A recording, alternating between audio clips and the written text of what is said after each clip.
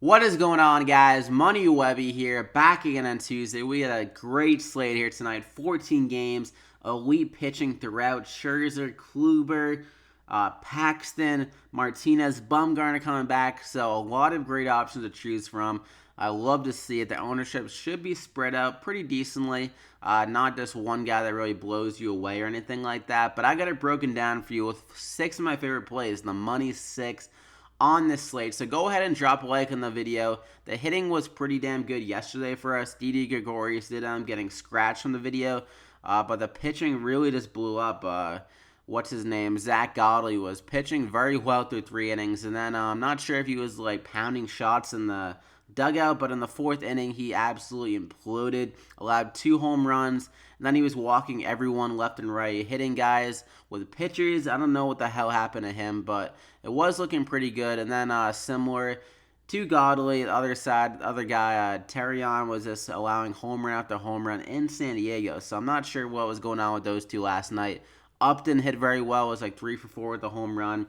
Cabrera hit a double, not too bad. I don't even remember the rest of the guys I had, but the pitching just really screwed us over. So we're looking for a bounce back here on this slate. The pitching is much better, though. I mentioned that I didn't really like the pitching yesterday, but this slate is jam-packed. So I got 2 of my favorite guys. So drop a like in the video before we get going. Not sure if I mentioned that, but really helps me out, guys. So thank you for all the support. Let's keep it coming on this one. 80 plus likes, and let's just get into it with the pitching. I'm going to go with Max Scherzer at the top at $13,300. I like the little discount here. His price has dropped $600 from his last start. He was $13,900, and this is a very good matchup here against Tampa Bay. I'm more scared against Tampa Bay. I mean, I'm not really scared against Tampa Bay at all, but they are a little bit scarier against left-handed pitchers because they got 2 guys that are very good against lefties, and Wilson Ramos and CJ Cron. So those guys against righties not nearly as good, and Scherzer just has elite stuff against any lineup, really. He can get around 10 plus strikeouts. As we've seen here, 3 of the last 4 games, he's gotten over 10 Ks. Actually, more than that, 4 of the last 5 games. So his strikeout stuff has been just amazing, and I think he can keep it going here against Tampa Bay.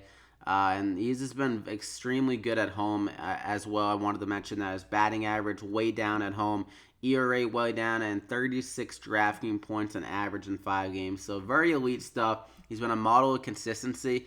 Pretty much the best guy you want at pitching for daily fantasy because he's just so consistent and his upside is so great. Only 2 games and 13 starts, he's at under 27 DraftKings points. So he's been very dominant. I feel very safe with him, especially against Tampa Bay, which doesn't have like any power guys or not really like lefties or anything like that. That is one thing with Scherzer is that when he does kind of get hit around a little bit, he is allowing like a home run or 2. But none of these guys are really at the power upside. So I think he can definitely get it going here. 30 plus DraftKings points. I'm going to go ahead and lock him in there. And for my second guy, I'm going to go with Kyle Hendricks here at 8,300. Going against Philly, this is a great spot for Hendricks. Similar to Scherzer, much better at home this year and throughout his career. Just very good in Wrigley. Batting average way down here.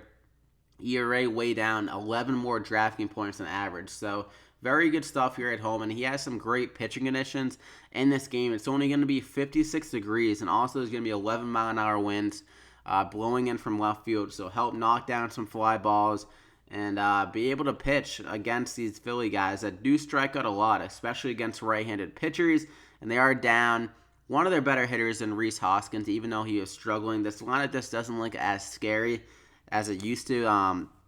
Only really have to worry about 3 guys at the top, I think, and Cesar Hernandez, Odubel Herrera, and then Carlos Santana. And they're not like elite hitters. They're all good. But after that, like there's smooth sound, I think, with the rest of these guys. So I think Hendricks can definitely load up some strikeouts with the bottom of the lineup. And if he can make quick work of those top guys as well, he's going to have a very good outing. I still think he'll have a very good outing, even if like he allows like a hit or 2 to those guys. But I think he'll go around 6 or 7 innings, get a good amount of strikeouts, like 7 Ks, and just have that great stuff in this pitcher-friendly environment. So I'm going to go ahead and lock him in there at 8,300. So those are the 2 pitching. I love that 1-2 combo. You still got 35.50 remaining per player. Not too bad for those elite pitchers. And for my first hitter now, I'm going to go with Matt Carpenter at 3,900. Going against Jose Urena, he's been allowing a lot of hard contact and a lot of home runs to left-handed batters. So he's allowing a 42% hard hit rate to lefties and 1.4 home runs per 9. And Carpenter, we know he has great splits and this great power against righty pitchers, and he's going to be the top of the lineup. So I like his opportunity of getting an extra base hit off Urena and just throughout this game, even against the bullpen.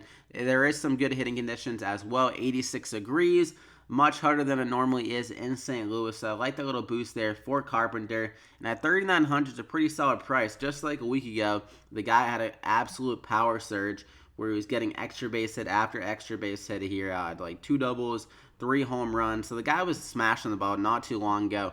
I think he can get back to that against Urena. Urena not a great pitcher. So Matt Carpenter, I'm going to go ahead and lock him in there. And for my second guy, I'm going to go with Jonathan Schoop here at 3,500. Going against Jason Vargas, the guy that's been really disappointing this year has been Jonathan Schoop, but he still has the capability against left-handed pitchers. His batting average is much higher against lefties this year, but he hasn't been able to reach that power upside that he showed last year against them. But against Vargas, I think he can show that ability. He had a 293 ISO against lefties last year, so very good stuff. I don't think he just forgot how to hit for power against lefties. And Vargas has allowed a 404 WOBA to right-handed batters. So righty batters are getting to him, and he's allowing two home runs per 9 to right-handed batters. So Schoop can definitely get some power off him. Vargas, not a great pitcher over the last 2 years. So Schoop, I think this is a nice bounce-back spot for him. At 3,500, it's definitely a nice value considering he'll be at the middle of that lineup and just have that capability against a lefty, which he's much better against. So I'm going to go ahead and lock him in there. I meant to friggin' do that. Carpenter, put him at friggin' third base. This literally always happens, I feel like. But Carpenter, put him at third. Come on. There we go. Then Jonathan Schoop, put him in at second there. And then what's going for my third guy? I'm going to go with Chad Pinder here. Not sure if I'm saying that right. Chad Pinder. But at 3,700 against Texas and against a lefty. Normally against these lefties, he moves up the lineup. So he could be around that 2 spot. 5 spot. I don't really know how they're going to put their lineup in, but I'm expecting him to be in the lineup towards the top here against the lefty. And Matt Moore, who isn't very good, he is much worse against right-handed batters, and this is an extreme park upgrade for Oakland and Chad Pinder going to Texas. 90-degree temps here tonight. So I like him a lot against the lefty. He's had great hard hit ability against lefties this year, a 64% hard hit rate against lefties, so that's extremely good. And 50 plate appearances as well, so it's not too small of a sample. Absolutely crushing the ball against lefties. And in this hot temperatures in Texas, a great park, I think he can hit a home run, honestly, off the lefty and just have the opportunity for some RBIs and stuff like that. Oakland's projected 5.5 runs, so at 3,700 for a guy that could be towards the top of the lineup, that's a very good value, and he's had great power against lefties this year. So I'm going to go ahead and lock him in there as our final guy of the course. So we got Scherzer, Hendricks, Jonathan Schoop, Matt Carpenter, and Chad Pinder. And allows you some versatility if you don't want to go both these guys. You can put Carpenter at second, I guess, and not go Schoop if you want to mix it up a little bit. But for my value guy, Adam Duvall is the guy I'm looking at 3,400. Going against a lefty, he's been very disappointing, similar to Schoop, but he's still hitting for great power. Look at that. I feel like I've never seen something like this. 177 average with 10 home runs and 32 RBIs. It just looks very strange, but the guy's had great power still against left-handed pitchers. 5 out of his 10 home runs have come against lefties, so he has a 327 ISO against lefties this year. He's going to be going against one here tonight, and just last year as well, he had great power against lefties. So this guy is known for his power against lefties. Going against Kyle Freeland, an okay pitcher, pretty good, but he still does allow a decent amount of power and hitting to right-handed batters. So I think Adam Duvall at 3,400 is a nice value guy. I mean, he could just go for a 0 because he is very up and down, but he still can hit a home run and have one of these big games like he's gotten recently, 20 or 16 against Arizona.